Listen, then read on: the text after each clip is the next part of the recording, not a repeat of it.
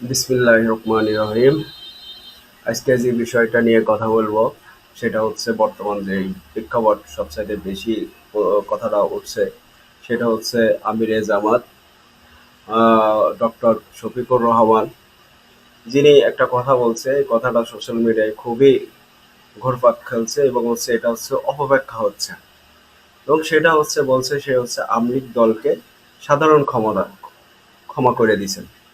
সাধারণ ক্ষমা বলতে সে পুরো দলটাকে সাধারণ ক্ষমা করে দিয়েছেন, যাতে হচ্ছে জনগণ মধ্যে কোনো রকম হাতাহাতি কোনো কিছু ইয়েটে এগুলো যাতে না হয়, রেষারেষি না হয়। বাংলাদেশের প্রতিটা মানুষেরই ইয়ে আছে যে কোনো দল মত নির্বিশেষে তাদের হচ্ছে সাপোর্ট করা।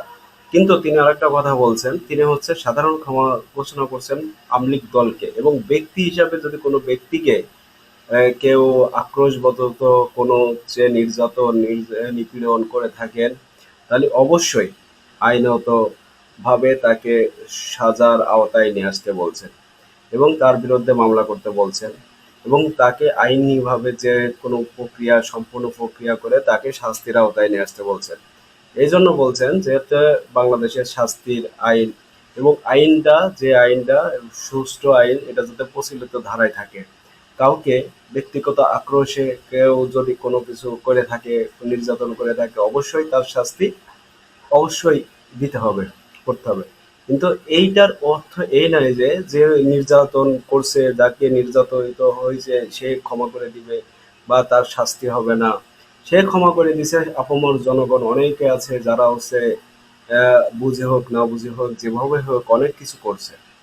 সেক্ষেত্রে আমাদের বুঝতে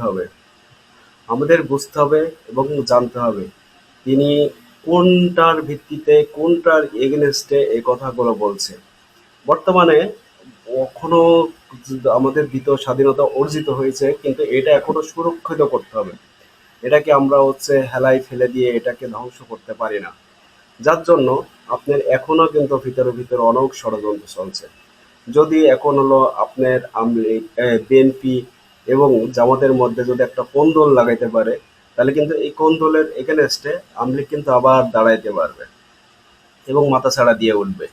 এখন সেইটা যাতে না হয় সেই দিকে আমাদের খেয়াল রাখতে হবে এবং প্রতিটা জায়গা থেকে আমাদের হচ্ছে সচেতন থাকতে হবে, যারা তারা হচ্ছে কোনো রকম ভাবে মাথাচাড়া না দিতে পারে। কিন্তু আমরা যদি তাদের সুযোগ করে দিই, যদি তারা এই সুযোগটা নেয়, তাহলে কিন্তু আবার সমস্যা হবে। সেজন্য আমরা আমাদের মধ্যে এবং আমরা বাংলাদেশি যারা আছি তাদের মধ্যে কোনো রকম কোন্দল, কোনো রকম ভুল বোঝাবুঝি যাতে না ছড়ায় সেই দিকে আমাদের খেয়াল রাখতে হবে এবং প্রতিটা কথারই আপনার মর্ম বুঝতে হবে। না বুঝে আসলে আমরা ছোট মানুষ, আমরা অনেক কিছু বুঝি না, না বুঝে কিন্তু অনেক কমেন্ট অনেক কিছু করে ফেলি, কিন্তু এটার হচ্ছে হিতে বিপরীত হইতে পারে। সেই জন্য প্রতিটা কথা বুঝতে হবে, বুঝে তারপরে আমাদের হচ্ছে কথার প্রতি কথা বলতে হবে। যদি আমি না পারি না বুঝি তাহলে আমি বলবো না, আমি চুপ থাকবো।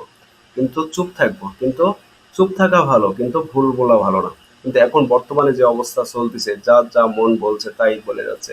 কিন্তু সে যে এত ভালোগুলো কাজ করতেছে, এত কিছু করতেছে, অনেক কিছু করছে এবং এটার এগেনস্টে যদি দেখেন এই 17 বছরে সবচাইতে নির্যাতিত নিপীড়িত একটা দল সেটা হচ্ছে জামাত ইসলাম।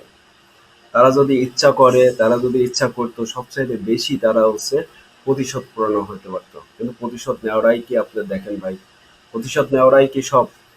আপনি প্রতিশোধ নিবেন, প্রতিশোধ নিলেন, আজকে প্রতিশোধ নিলেন, 2 দিন পরে আল্লাহ তো তাদের হাতেও আবার হচ্ছে এটা দিতে পারে, তখন আপনার আমাদের কি হবে? হুম? এটা বুঝতে হবে। আপনার লাস্ট 17 বছরে যদি আমরা শিক্ষা না নিতে পারি, তাহলে আর কোনোদিনও আমরা শিক্ষা নিতে পারবো না। সবচাইতে বড় কথা, লাস্ট 17 বছরে যেটা হয়েছে এখান থেকে আমাদের শিক্ষা নিতে হবে এবং ইসলামিক দলকে অবশ্যই সাপোর্ট করতে হবে, যাতে আমরা ইসলামিক একটা রাষ্ট্র গঠন করতে পারি।